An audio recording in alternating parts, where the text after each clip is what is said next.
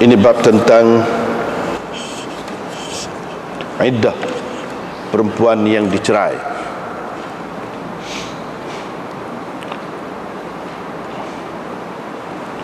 Imam Abu Dawud dengan sanadnya meriwayatkan daripada Asma binti Yazid bin As-Sakan Al-Ansariyah bahawa beliau telah dicerai di zaman Rasulullah sallallahu alaihi wasallam. Pada ketika itu belum lagi ada iddah untuk perempuan yang dicerai. Maka Allah Azza wa Jalla menurunkan ayat bila diceraikan Asma tentang iddah kerana perceraian. Jadi dialah orangnya yang mula-mula sekali turun hukum iddah, turun berkenaan dengannya iddah, yakni hukum iddah untuk perempuan-perempuan yang dicerai. Ini bab tentang pemansuhan. Apa-apa yang dikecualikan daripada iddah perempuan-perempuan yang diceraikan. Yakni pemansuhan setengah-setengah keadaan perempuan yang diceraikan.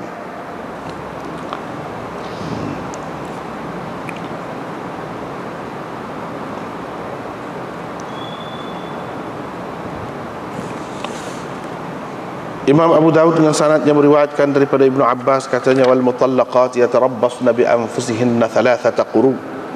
Perempuan-perempuan yang dicerai itu hendaklah menahan diri mereka selama 3 quru. Dan dia baca lagi ayat wallai ya'isna minal mahid min nisaikum in irtabtum fa'iddatuhunna 3 ashhur.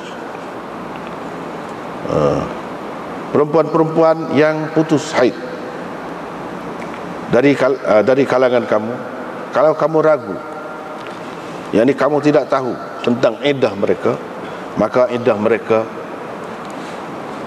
ialah 3 bulan.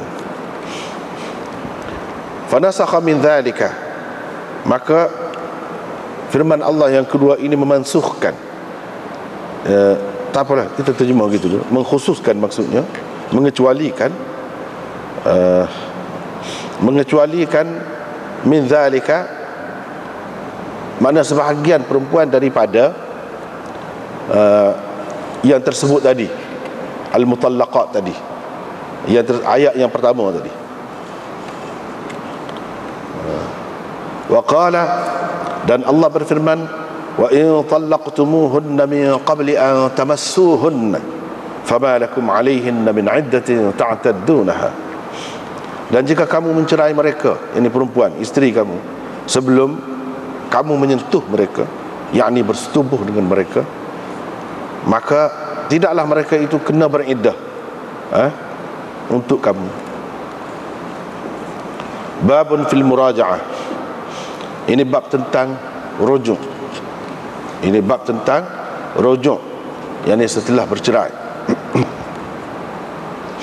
Dengan sanadnya Imam Abu Dawud meriwayatkan daripada Ibnu Abbas, daripada Umar, bahawa Nabi sallallahu alaihi wasallam telah menceraikan Hafsah.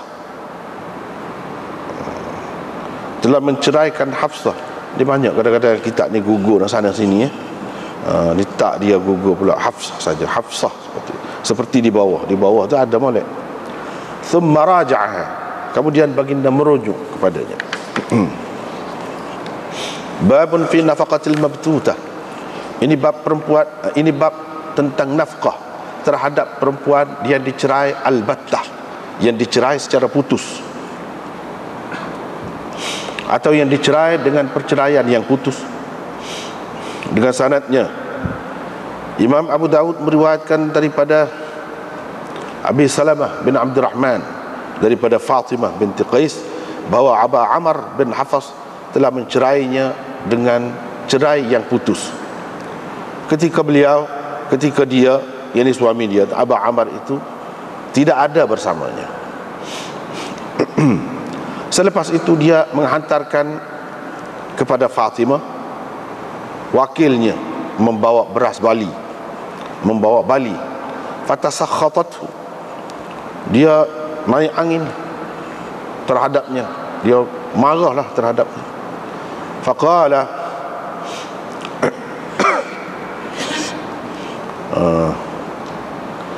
Faqala, maka kata wakil dia tu, wakil suami dia tu, Abu Amr bin Hafas itu, malaki alaina min syai'in, sebenarnya kami tidak wajib apa-apa pun, tidak wajib apa-apa pun atas kami untuk kamu.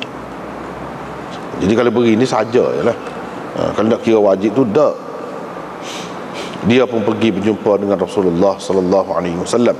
Siapa? Fatimah. Dan dia sebutkan perkara itu kepada baginda. Nabi sallallahu alaihi wasallam kata, supaya wakil tadi katalah juga. Dia kata kepadanya, laisa laki alaihi nafaqah. Dia tidak wajib memberi nafkah kepadamu.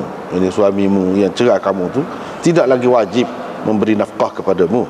Dan Nabi sallallahu alaihi wasallam menyuruhnya beriddah di rumah Ummu Syarik. Lepas tu baginda bersabda, tapi perempuan itu selalu didatangi sahabat-sahabatku. Kamu beriddah di rumah Ibnu Ummi Maktum, sebab dia seorang yang buta. Kamu boleh membuka pakaian kamu, yang ini sebahagian daripada pakaian kamu, dan dia tidak nampaklah kira-kiranya. Bila kamu sudah halal, yang ini sudah habis iddah, kamu beritahulah kepadaku, yang ini terlebih dahulu. Kata Fatimah, bila saya telah halal, yang ini habis iddah lah, halal untuk menikah lah, kalau nak menikah, saya pun sebut kepada Rasulullah sallallahu alaihi wasallam bahawa Muawiyah bin Abi Sufyan dan Aba Jaham ada meminang saya, melamar saya. Rasulullah sallallahu alaihi wasallam pun kata, adapun Abu Jaham itu orang tidak letak tongkatnya ke bawah, tidak meletakkan tongkatnya daripada bahunya ke bawah, tidak. Mana sentiasa duduk di atas bahu. Yang ini tongkatnya sentiasa berada di atas bahunya. Tawak turunlah. Tawak turun. Adapun Muawiyah, dia tu seorang yang susah sangat, tak ada harta. Kamu kahwinlah dengan Usamah bin Zaid.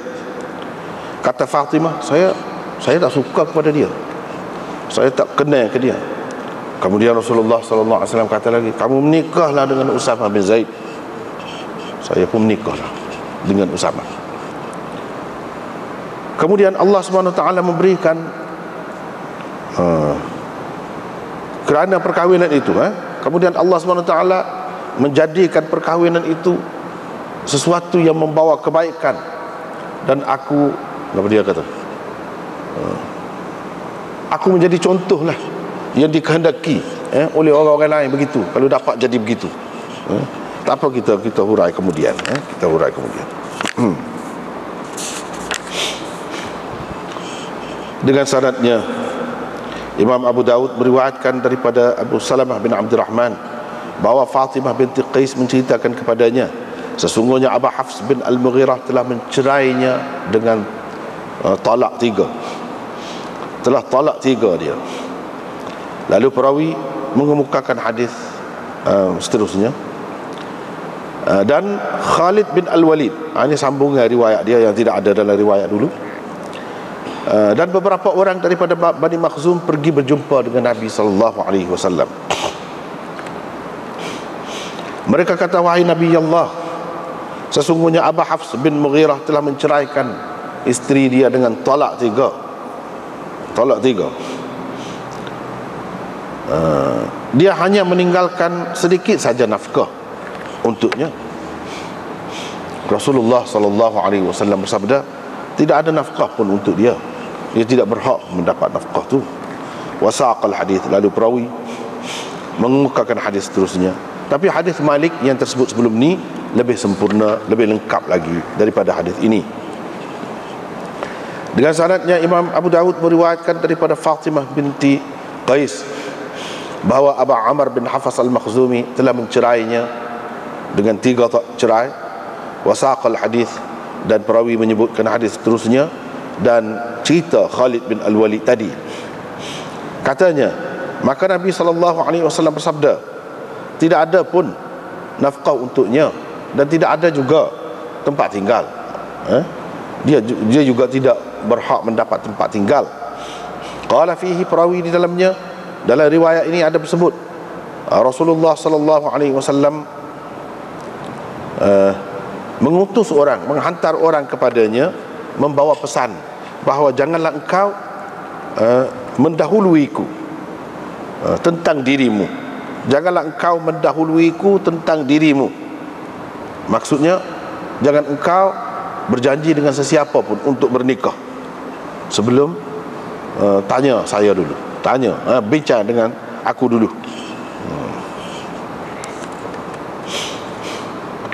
Dengan sanadnya, Imam Abu Daud meriwayatkan daripada Fatimah binti Qais, katanya, saya pernah menjadi isteri kepada seorang lelaki Bani Makhzum. Dia mencerai saya dengan cerai yang putus, al-battah. Kemudian perawi mengemukakan hadis sama maknanya dengan hadis Malik yang tersebut sebelum ini. Tetapi perawi ini di dalam riwayatnya ada menyebutkan wala tafutini binafsik. Sama juga dengan hak tadi, la tasbiqini binafsik. Janganlah engkau tidak menceritakan kepada saya tentang keadaan kamu selepas ni. Maksudnya begitulah.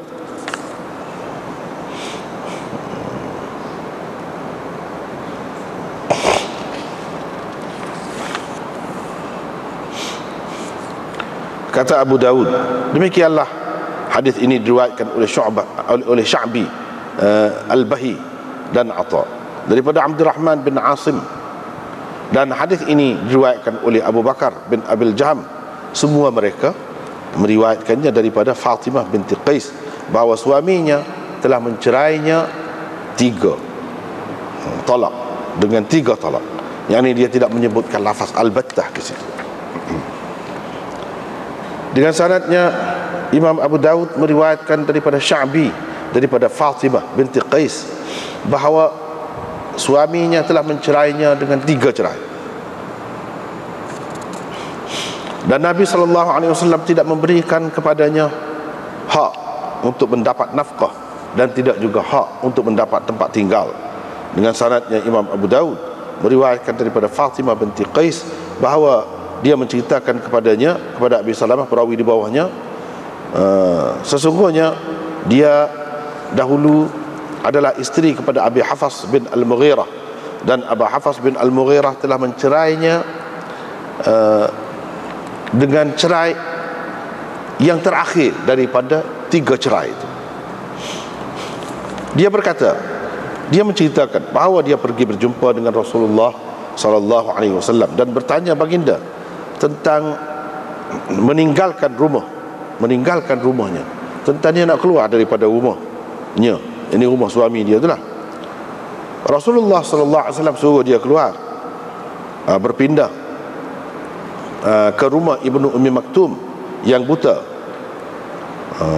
Lepas tu Marwan enggan membenarkan hadis Fatimah tentang boleh keluarnya perempuan yang dicerai dari rumahnya.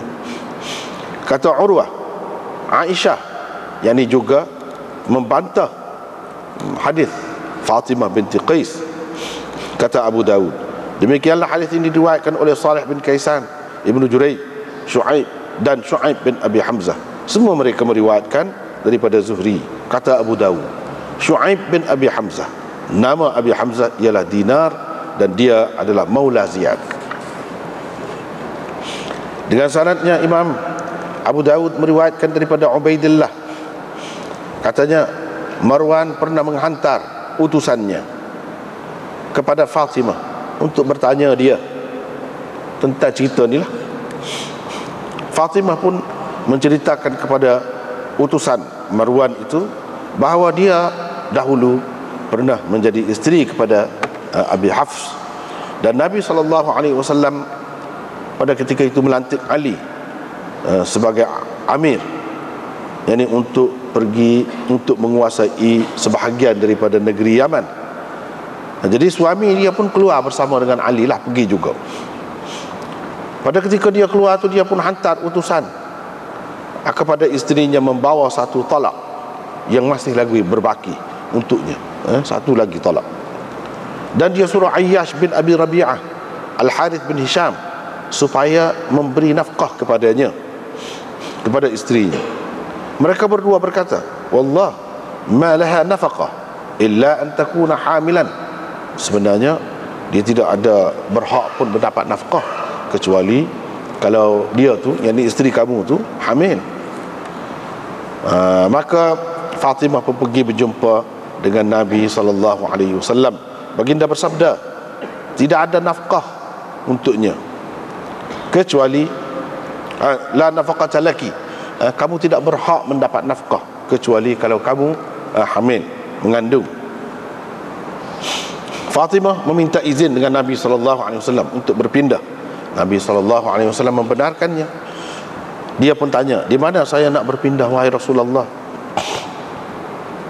Rasulullah SAW bersabda, inda ibni Ummi Maktum, di rumah ibnu Ummi Maktum. Dia tu buta.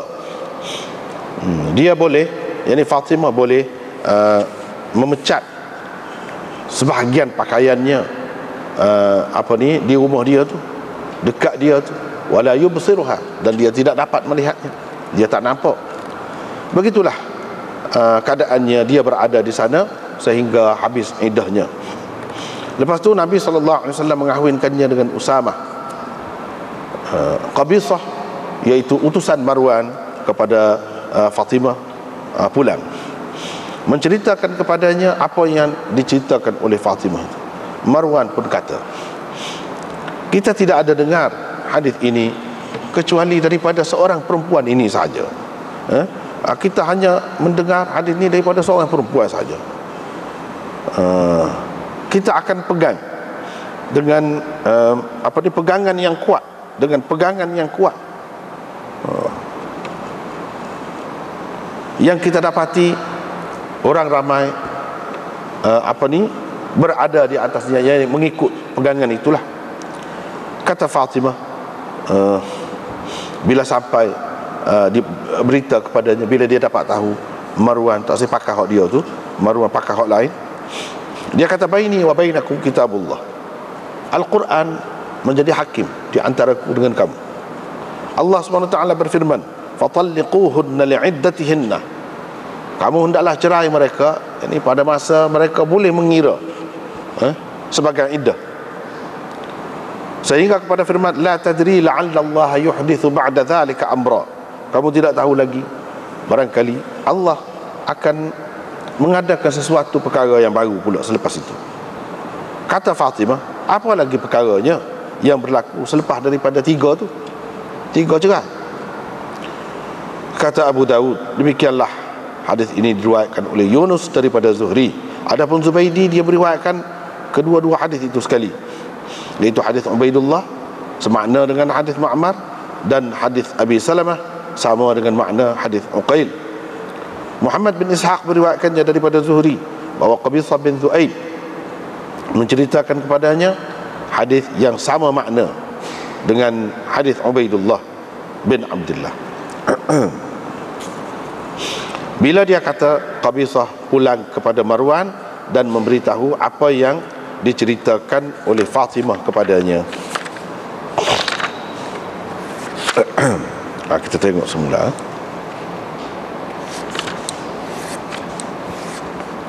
Ini bab iddah perempuan yang diceraikan.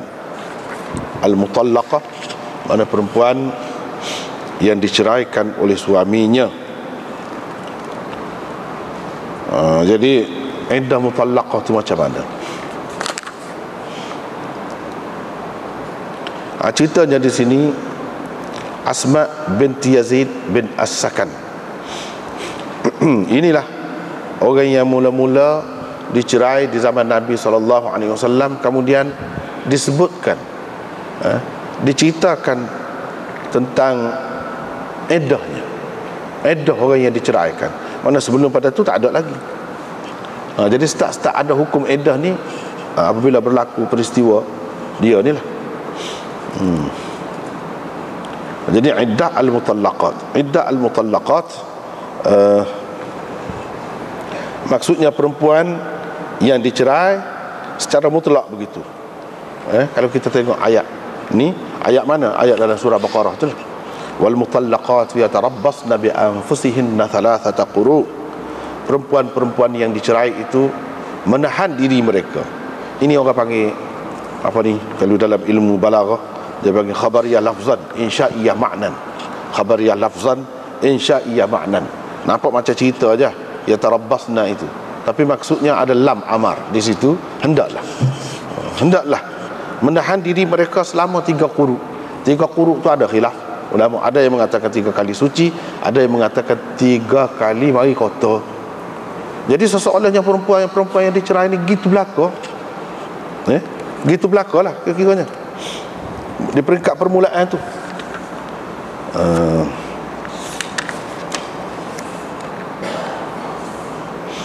Dan kita boleh tahu daripada hadis ini sebab nuzul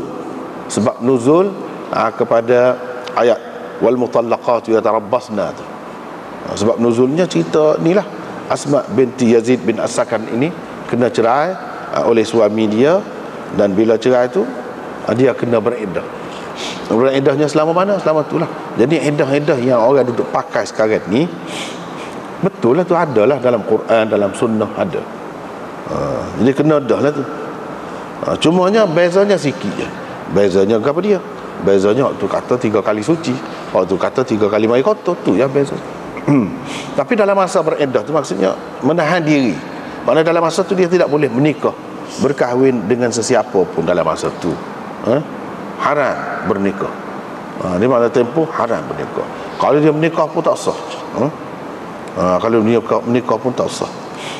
Dan kalau anggap halal menikah dengan syarat-syarat yang cukup lah, itu jadi kafir. Kalau anggap halal menikah dalam masa iddah tu. Pasal apa benda ni jelas di dalam Quran. Tak boleh gila. Tetapi ada keadaan-keadaan yang dibolehkan. Itu akan datang, kita akan jumpa di dalam bab seterusnya. Ini bab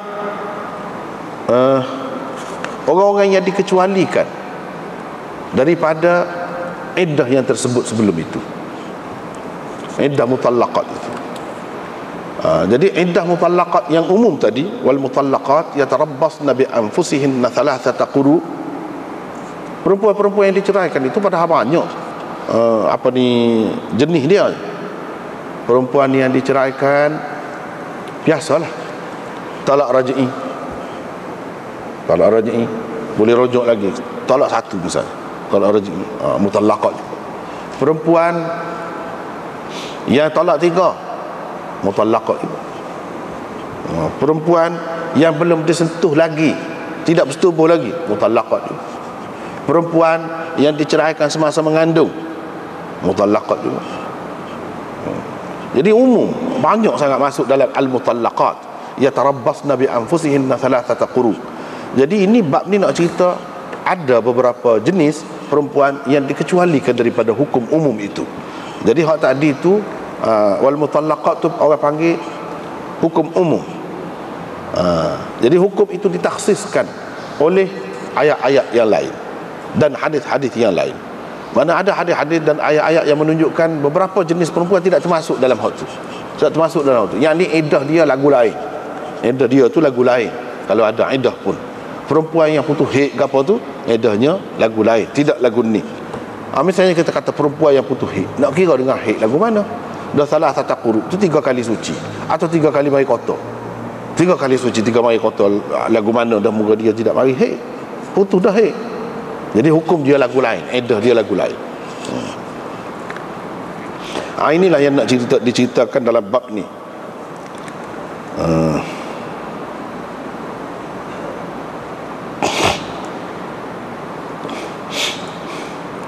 Riwayat daripada Ikrimah, daripada Ibnu Abbas, katanya wal mutallaqat yatarabbasna bi anfusihinna thalathata quru. Jadi seseolahnya Ibnu Abbas ni Buat mari ayat ni, sebut ayat ni, nak cerita ni ayat umum. Mana ayat yang menjadi mukhassisnya, yang mentaksiskannya? Satu dia sebut, wallai ya'isna minal mahid min nisaikum, perempuan-perempuan yang putus haid dari kalangan isteri-isteri kamu. Hak jadi bini orang lah. Kalau putus haid tak ada jadi bini orang apa-apa, tak masuk dalam hak ni. Min nisaikum tu maksudnya bini orang lah.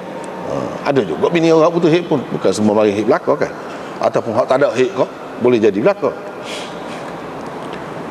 Jadi kalau kamu ragu, jadi haid dia ni macam mana pula kita kata haid dia? Kalau tadi kita kata 3 kali suci, 3 kali mandi kotor. Faham ni hak putus haid ni nak kira haid lagu mana? Kalau kamu ragu, kamu tak tahu maksudnya, maka iddahnya ialah 3 bulan. Iddah dia 3 bulan. 3 bulan mengikut bulan Islam lah. Bukan 3 bulan ni Januari, Februari, Mac ni tak. Sebab dia tidak sama bilangan hari dia tu. Jadi 3 bulan ni 3 bulan mengikut bulan Qamariyah. Bulan Qamariyah. Jadi Ibnu Abbas kata yang ini memansuhkan yang pertama tadi. Dia guna perkataan mansuh, padahal tidak mansuh. Ini kena perhati molek sini, kena perhati molek. Inilah membuktikan kebenaran hak Syah Waliullah sebut dalam kitab dia Al-Fawzul Kabir, kitab usul tafsir dia tu. Inilah yang menyokong pendapatnya, yang mengatakan istilah mansuh, nasikh di kalangan mutaqaddiminnya berbeza daripada istilah itu di kalangan mutaakhirin, berbeza. Sebab di kalangan mutaakhirin makna lain. Makna dia ayat ni memasukkan, menghapuskan hukum yang sebelumnya lah waktu, dan ia berkait dengan hukum sahaja, memasukkan yang sebelumnya. Mana tak boleh pakai dalam waktu, tak boleh pakai. Sedangkan istilah mansukh ataupun nasakh di kalangan mutaqaddimin lebih luas lagi daripada itu. Iaitu ia boleh jadi memberi makna takhsis, mansukh, tabyin, taqyid. Itu semua tu termasuk dalam nasakh, dia panggil dalam istilah lama. Macam di sini ayat yang pertama tidak mansukh, sebab masih lagi dipakai sampai sekarang ni. Kalau kita kata mansukh semua sekali, macam mana orang dia pakai lagi salah satu quru, 3 kali suci itu dia pakai lagi, bukan mansukh. Ada juga yang mengatakan mansukh setengah, sebahagian, tidak mansukh sebahagian. Apa yang tidak mansukh sebahagiannya? Hak mansukh lagu tu orang tidak panggil mansukh lah, orang panggil tak mukhassas, umum mukhassas orang panggil. Umum yang ditaksiskan, yang dikhususkan, ataupun yang dikecualikan. Kalau dikecualikan dia kena ada lah lafaz kecuali hak ni, melainkan hak ni. Ni tak, ni termasuk dalam umum mukhassas. Hak tadi umum tapi tidak seumumnya. Sebenarnya dalam ayat tu pun ada dah tu ruang-ruang untuk dikecualikan beberapa jenis perempuan, sudah ada dah situ. Dan dia kata lagi, ini contoh hak lain yang dikecualikan daripada ayat yang pertama tadi, yang mentaksiskan ayat yang pertama tadi. Ayat ni mengkhususkan. Jadi hak tadi tu hanya untuk perempuan yang dicerai secara biasa lah. Bukan kematian suami. Kalau kematian suami lagu lain pula, 4 bulan 10 hari pula. Iddah dia hanya lagu lain pula. Jadi hak ni khusus untuk tu je, untuk tu saja. Untuk orang yang bercerai dalam keadaan biasa, tidak mengandung, tidak gapo, hak dikecualikan ni tidak. Jadi ada beberapa ayat yang lain yang mengecualikan ataupun mengkhususkan umum tadi tu.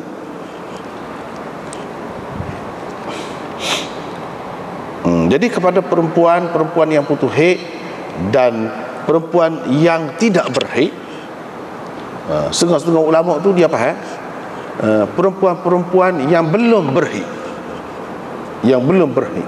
Maksudnya dia kata ini dalil menunjukkan boleh menikah dengan kanak-kanak sebab tidak berhaid. Wallai ya'isna minal mahid min nisaikum in irtabtum fa'iddatuhunna 3 ashhurin wallai lam yahidna Wallahi lam yahidna tu mana perempuan-perempuan yang belum berhaid. Dia terjemah begitu. Maknanya ini mana kanak-kanak lah, orang tidak berhaid. Kanak-kanak pun kalau cerah dia tak ada haid lah. Kalau cerah lagu mana? 3 bulan juga. Serupa dengan perempuan yang putus haid juga.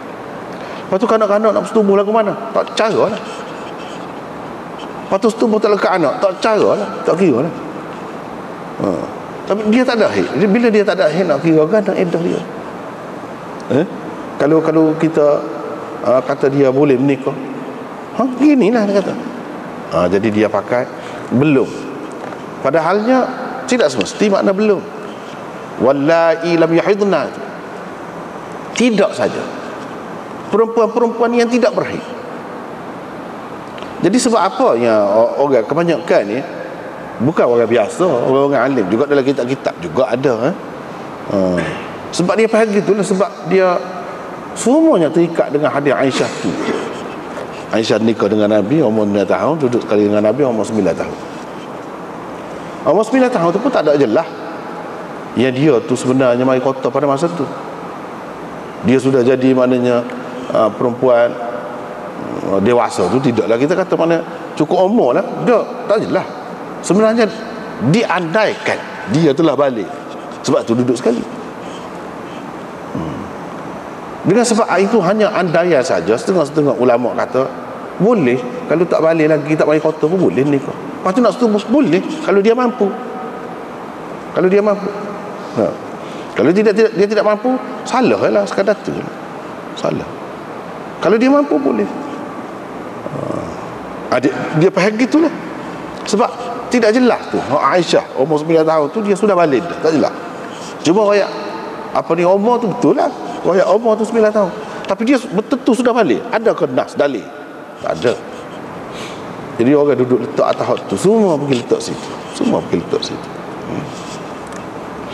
Pada lepas tu dia lam yahidna di sini maknanya belum berhaid. Padahalnya lam itu tidak semestinya makna belum. Lam berapa banyak digunakan dalam bahasa Arab dengan makna tidak. Perempuan-perempuan yang tidak berhaid ni banyak sebab. Dia tua pun, dewasa dah pun dia tidak mari haid. Ada keadaan-keadaannya. Ataupun dia dulu mari haid. Lepas pada tu dia buang peranakan dan sebagainya, tak mari haid juga, tak ada haid juga. Boleh berlaku banyak lagi keadaan-keadaan. Kalau sekiranya pada anda tengok, kalau tidak sabit orang kaitkan dengan Aisyah tu, tak ada timbul masalah menikah dengan belum berhaid, tak ada timbul. Dia mari situ, semua mari situ. Jadi lam tidak semestinya dengan makna belum, kerana tidak berhaid. Tak kira lah, tidak berhaid di lagu mana-mana tak kira. Asalnya mari haid kau atau tidak berhaid tu kau masa budak lagi kau kena buat dah kandungan dia dan sebagainya, punah rusak habis dia tak ada mari haid, tak kira. Jadi kalau kita pakai lam ni dengan makna belum sama, tak kena, banyak rusak lah.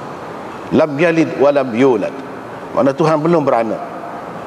Tuhan belum beranak, mana ada kemungkinan dia boleh beranak, dia akan beranak. Di situ tak boleh pergi Tuhan tidak beranak. Dan semua dalam situ tidak memberi makna belum, tak ada. Kalau pakai dengan makna belum, rosak. Walam yakul lahu kufuwan ahad, mana dulu tak ada orang serupa dengan dia, akan datang boleh jadi ada. Lagu tu pula lah.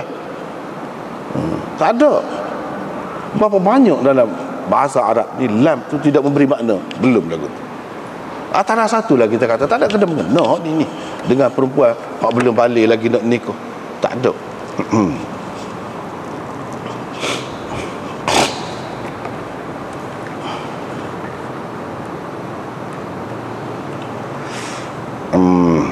Lepas tu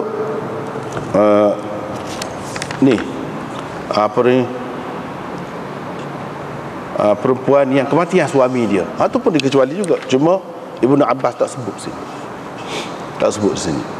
Walladzina yatawaffawna minkum wa yadharuna azwajan yatarabbasna bi anfusihinna arba'ata ashhurin wa 'ashra, 4 bulan 10 hari. Itu iddahnya dalam ayat tu.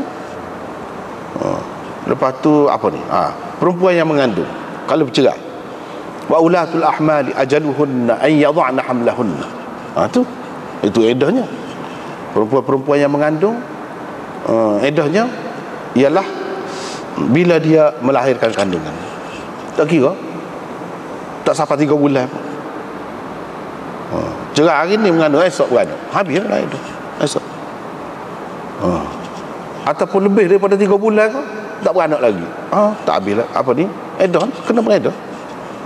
Tak kira lama kau, sementara kau, tak kira. Tak ada terikat dengan hak tadi, 3 kali mari kotor kau, 3 kali suci kau, 3 bulan kau, tak ada. Hukumnya lain-lain, iddahnya lagu lain.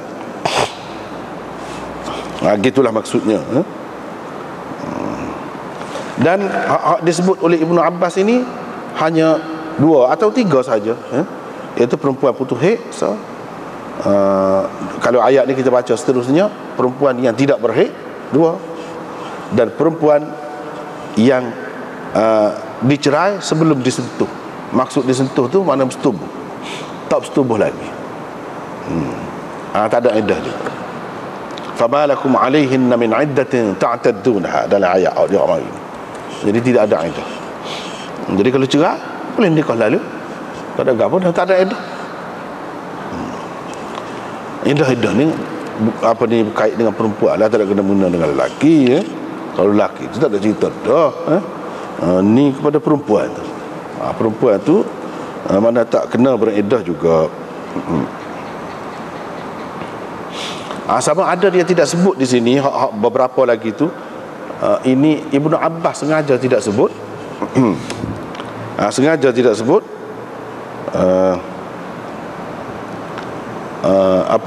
Boleh jadi juga perawi meringkaskannya. Sebenarnya dia ada sebut. Jadi hak iddah hak lain tu ada sebut juga. Perawi tidak sebut, perawi peringkas, boleh jadi berlaku.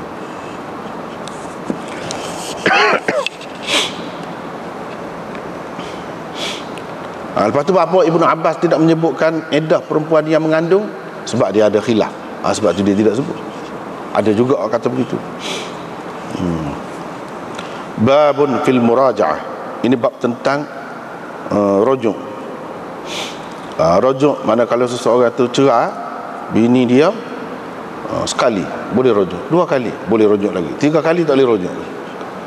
Jadi ini bab berkenaan dengan hukum rujuk. Cerita tentang rujuk lah. Ayat ketiga tu tak ada rujuk. Bermakna cerai tu cerai, orang panggil talak raj'i. Talak raj'i, bolehlah rujuk, barulah ada rujuk. Talak raj'i ni sebab tak adilah. Talak 1 ke 2 ke, mana masih lagi ada peluang untuk rujuk kepada isteri tanpa dia berkahwin terlebih dahulu. Kalau nak kira hak yang ketiga tu pun, lepas talak 3 tu pun, kalau bini tu nikah lepas tu dia cerai pula, boleh nikah. Boleh nikah, tapi nak rujuk tanpa dia menikah dengan orang lain. Dalam masa iddah tu, dia khusus dengan hak talak raj'i lah. Lepas tu riwayat daripada Ibnu Abbas, daripada Umar, bahawa Nabi SAW mencerai Hafsah, thumma raja'aha, kemudian baginda SAW merujuk, yakni batalkanlah cerai dia tu, tarik baliklah,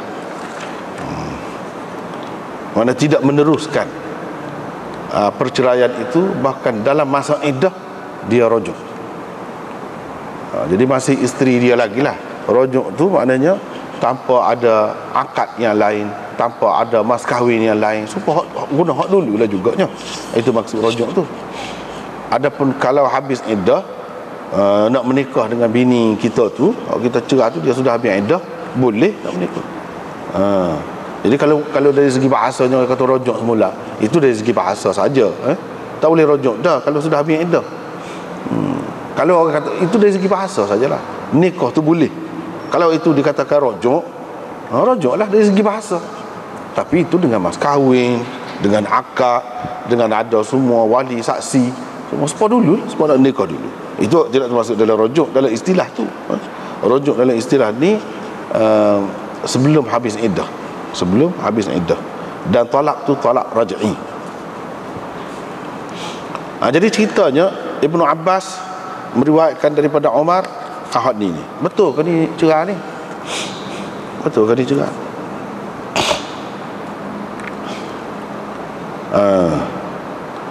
Dulu kita jumpa dalam Abu Daud ni, iaitu Nabi SAW cerah bini dia hak nama Saudah. Ada juga dia cerah. Hak ni hak nama Hafsah. Hak nama Hafsah ni anak Sayyidina Umar. Tak ada dah hak lain. Bini dia hak nama Hafsah. Tak ada. Hak tu. Kalau kita mengambil kira riwayat hak dalam Bukhari, dalam Muslim dan lain-lain lagi banyak, cerita daripada Ibnu Abbas juga, daripada Umar juga dia ambil. Dalam tu ceritanya panjanglah, tapi ringkasannya kita boleh sebut, iaitu Nabi SAW duduk atas loteng dia, pakat jeriklah bini-bini ni, dan sedih-sedihlah sahabat-sahabat duduk dalam masjid. Dan seorang sahabat bergila-gila pergi dapat pelajaran daripada Nabi SAW tu, balik rumah dia ketuk pintu Sayyidina Umar, derah lajar. Terkejut Sayyidina Umar. Dia kata, buat apa? Kita kena serang ke pupuk Rasan ke? Tak, dia kata besar lagi pada tu. Buat apa?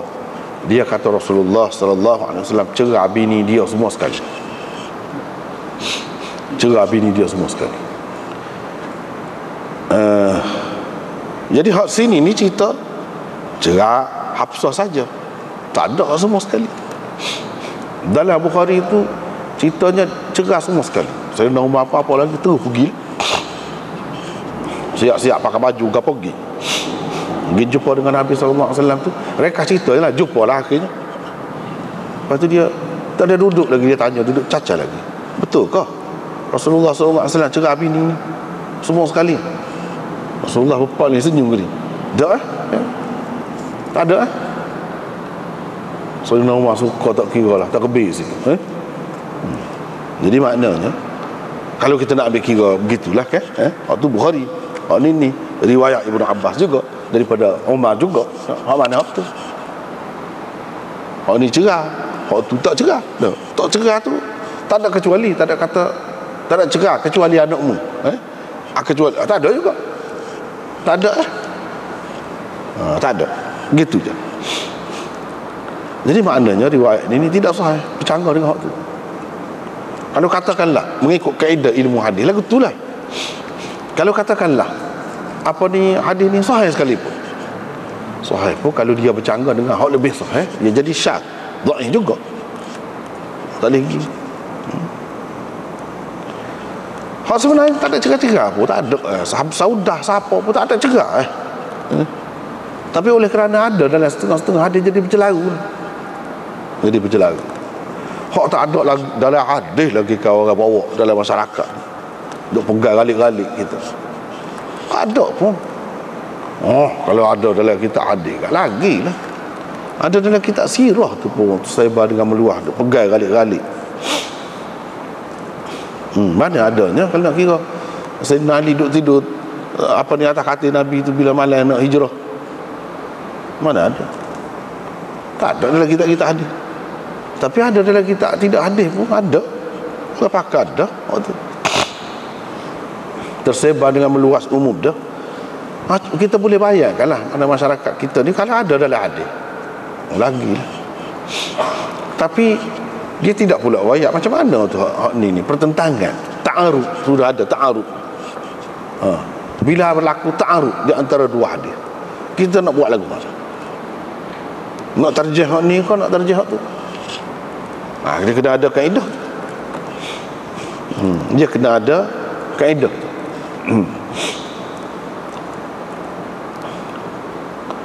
Lepas tu orang kata di sini dia sebut di sini cuba tengok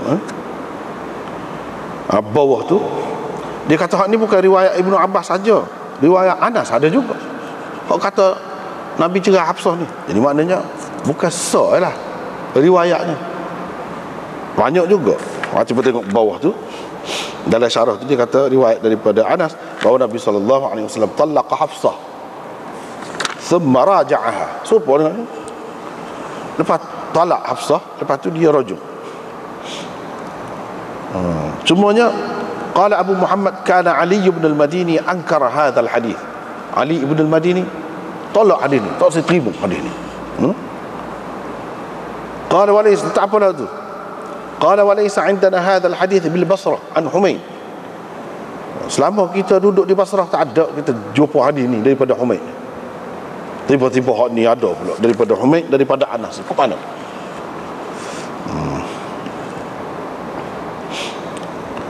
Kata Maulana Syekh Abdul Ghani Al-Muhajir Al-Madani, Syekh Abdul Ghani Al-Mujaddidi, guru kepada pengasas Darul Ulum Deoban, Maulana Qasim Nanutwi dan Rashid Ahmad Gangguhi. Ni dia kata dalam kitab dia Injahul Hajah, Syarah Ibnu Majah, dia kata qala Syekh Ad-Dihlawi fil Madarij, sebenarnya Nabi sallallahu alaihi wasallam cerah sekali sahaja. Cerah sekali sahaja. Bila Sayyidina Umar nak pergi itu jumpa dengan Nabi, Nabi sallallahu alaihi wasallam dapat wahyu suruh rujuk Hafsah. Alasannya fa innaha sawwamah qawwamah wa hiya zawjatuk fil jannah. Dia seorang yang kuat puasa, kuat beribadat tengah malam, lepas tu dia ni isterimu di dalam syurga. Hakim mengemukakan hadis min tariq Amr bin Aun, tu anak dia daripada Humaid, daripada Anas radhiyallahu anhu, katanya bila Nabi sallallahu alaihi wasallam talak Hafsah, disuruh dia supaya merujuknya. Dia merujuklah. Hadis ini sahih kata dia, mengikut syarat Bukhari dan Muslim, tetapi Bukhari dan Muslim tak mari, tak ambil hadis. Dia kata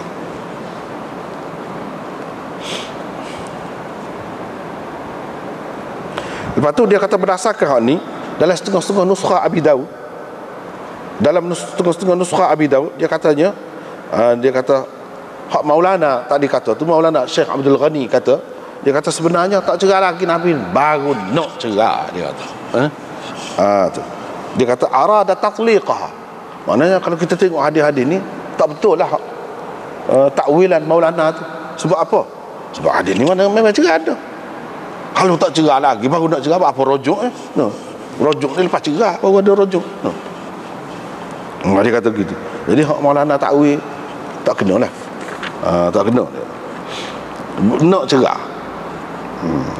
Cuba kita tengok dalam muka surat 27, sebelum tu sikit, Syekh Zakaria Ta'liq bawah tu nombor 1. Bil wahyi kata dia. Kemudian Nabi merujuknya berdasarkan wahyu, kerana ikut wahyu lah. Kama sayati, sebagaimana akan datang. Tadi kan dia royakkan wahyu, tadi kita baca dah. Wa bihi jazama fil khamis, dalam kitab Al-Khamis gitulah. Wa yazharu minhu sababut talaq, berdasarkan riwayat tu dapat juga kita tahu sebab apa yang Nabi cerah Hafsah, sebab apa, iaitu kashfu sirrihi sallallahu alaihi wasallam bihurmati Maria. Pasal dia buka rahsia, buka rahsia hak Nabi bui kepada dia tu kepada orang lain. Apa dia rahsia? Rahsianya Nabi telah mengharamkan Maria atas diri dia. Hatulah kait dengan ayat ya ayuhan nabi lima tuharrimu ma ahallallahu lak tabtaghi mardata azwajik, itu dikait tu, kait tu pula Bapa kamu haramkan apa yang halal kepada kamu. Jadi setengah kata tu Maria tu hamba sahaya dia, setengah kata bini dia. Kalau hamba sahaya dia pun memang halal, kalau isteri dia pun memang halal. Bapa dia haramkan kerana nak ambil hati bini dia. Bapa pula, bapa yang siapa sopa-sopa gitu ni, bapa yang siapa sopa, bapa yang siapa haramkan Maria tu, bapa. Ada pula cerita lain. Ni dalam riwayat hadis belakang. Ceritanya kononnya lah tidak pun lagu tu tak apalah, kita tahu dah. Dia kata sebab Nabi SAW ni pernah Maria tu pergi bersetubuh dalam rumah Hafsah, atas katil Hafsah. Jadi dia dapat tahu, marahlah. Bila marah tu kan, tu lah Nabi pujuk dia tu kan. Siapa tak apa, dia tak say dah dengan Maria. Dia haram dah Maria. Haram dah Maria. Gitulah cerita. Jadi Nabi kata jangan royak kau orang. Jangan royak kau orang. Wa idza asarra an-nabi ila ba'd azwajihi haditha. Itulah Nabi simpan rahsia kepada bini dia tu siapa dia? Hafsah ni lah, kata dia kait dengan hak tu lah. Ada pula setengah-setengah tu kait dengan nisa madu. Nisa madu kan, Nabi SAW makan nisa madu, lepas tu dia bersumpah tak boleh makan dan nisa madu tu. Ada juga kaitkan gitu. Sebenarnya semuanya cerita-cerita ni tak betul lah. Tak betul. Tak payah pakal. Tak payah pakal. Sebab apa? Hak ni nampak sedap-sedap. Humaid ni sebenarnya dia meriwayatkan hadis daripada Anas 5 je hadis. Hak sebenar-sebenarnya. Mengikut ulama-ulama hadis, pengkaji hadis 5. Hak lain tu dia riwayat tu ada perantaraan. Dalam hak 5 tu tak termasuk ni, yang ni jauh benar ni. Jauh benar. Bahkan dalam Bukhari tu banyak lagi lebih daripada 5 dalam Bukhari. Setengah-setengah ulama pertikaikan dia mesti ada orang tengah di antara Humaid dengan Anas itu. Hak tak ada orang tengah secara langsung 5 kata dia. Dalam Bukhari saja lebih daripada 5. Usah kau nak tengok dalam kitab lain.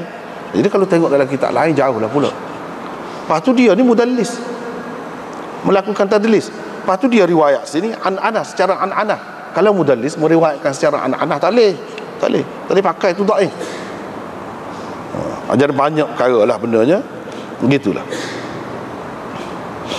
Lepas tu mengikut Al-Uqaili dan Ibnu Adi ke apa, dia senaraikan hak ni Humaid At-Tawili ni termasuk di dalam perawi yang lemah.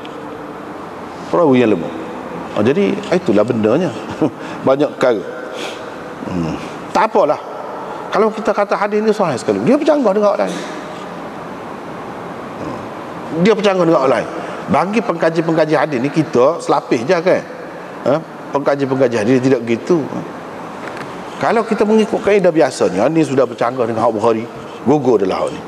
Ulama-ulama pengkaji hadis hak Bukhari tu dia bahas lagi, dia pertikai lagi. Hak dari segi Nabi tidak cerah tu tidak dipertikai hak tu. Tak. Masalahnya apa yang Nabi naik sebulan duduk di atas tu buat apa? Masalah ilak tu dipertikaikan.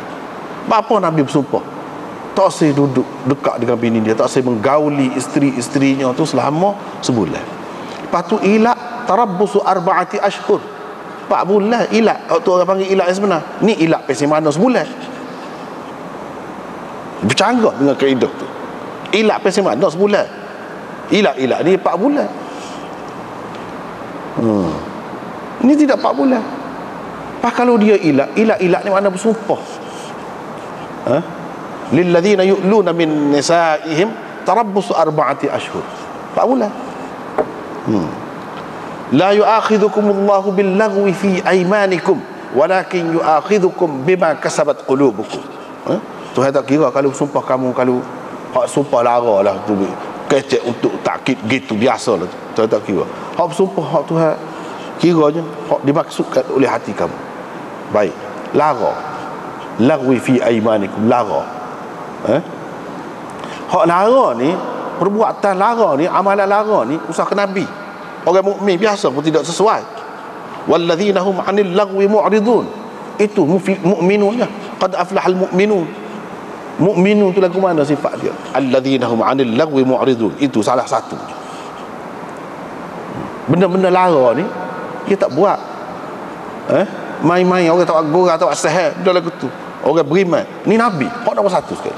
Tiba-tiba kalau kita kata dia sumpah saja. Mana boleh saja main gitu. Kalau dia maksudkan sumpah tu. Apa dia sumpah? Lagu tu tak mendekati isteri dia.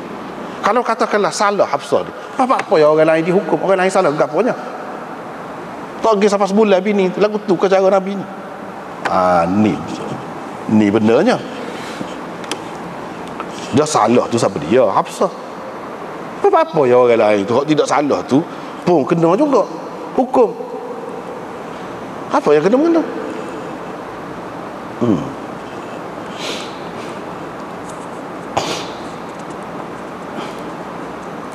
Sedangkan dalam riwayat yang lain pun dia sebut 2 orang yang terlibat tu, Nabi nak marah benarnya. Bahkan dikaitkan dengan Quran, in tatuba ila Allah faqad sagat qulubukuma. Siapa dia ni? 2 orang bini Nabi ni. Siapa dia? Dia kata Hafsah dengan Aisyah. Ibnu Abbas juga kata. Jadi hak tu 2 orang. Jadi kalau 2 orang, apa hukum Hafsah saja? Apa tak cerai Aisyah kata?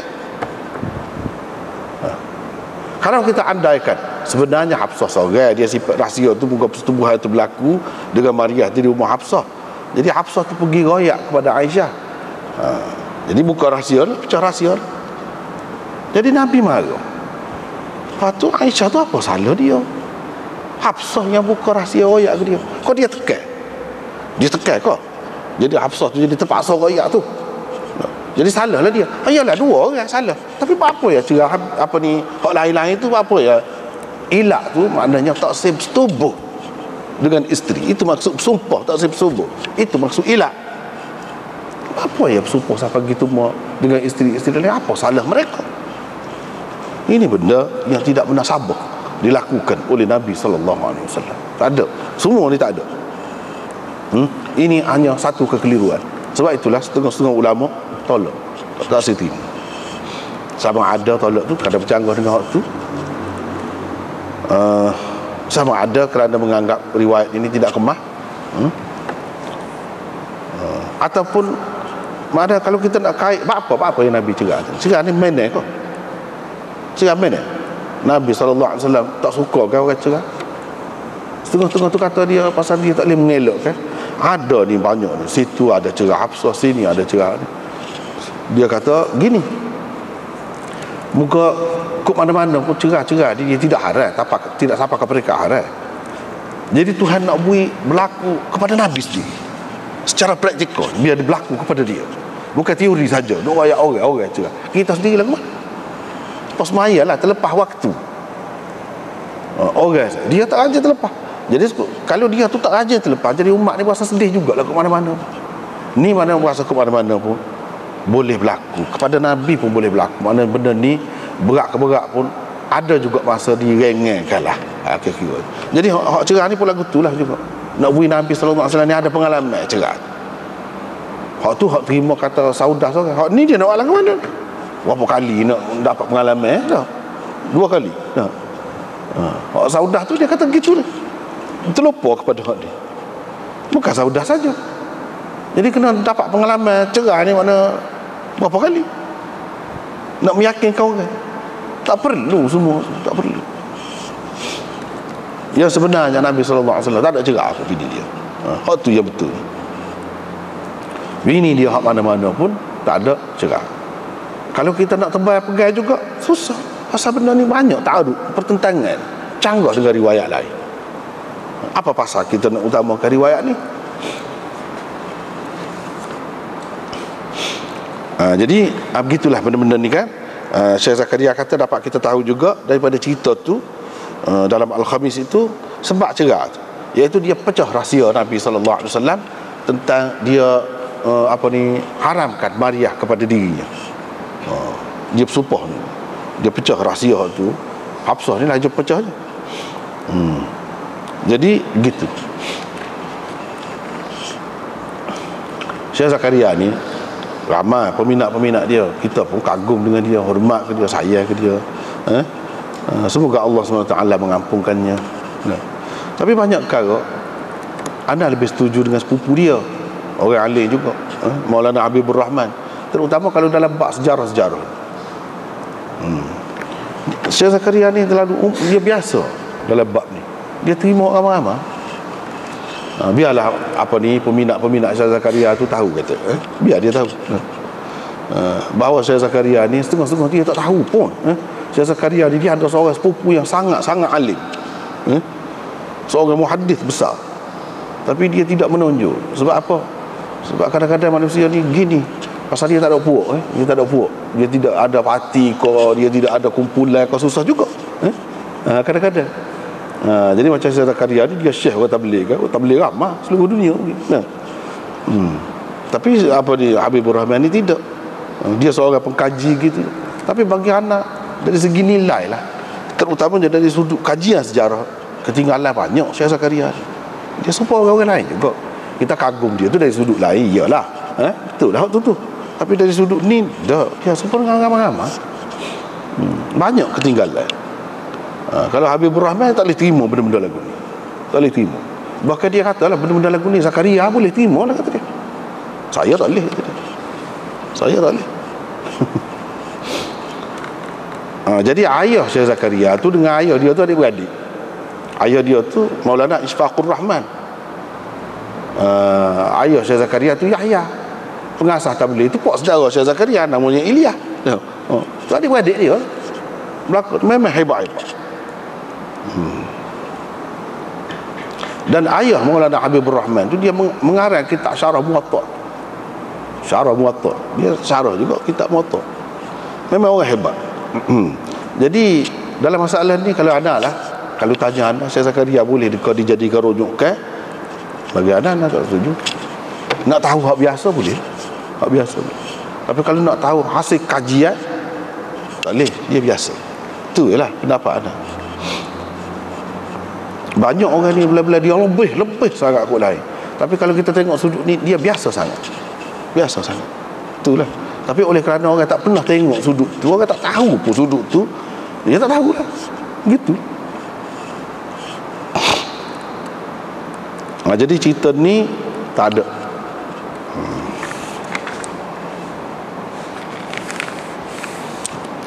Babun fi nafaqatil mabtutah. Ini jadi panjang pula kan. Sekatulah ni malam ni wallahu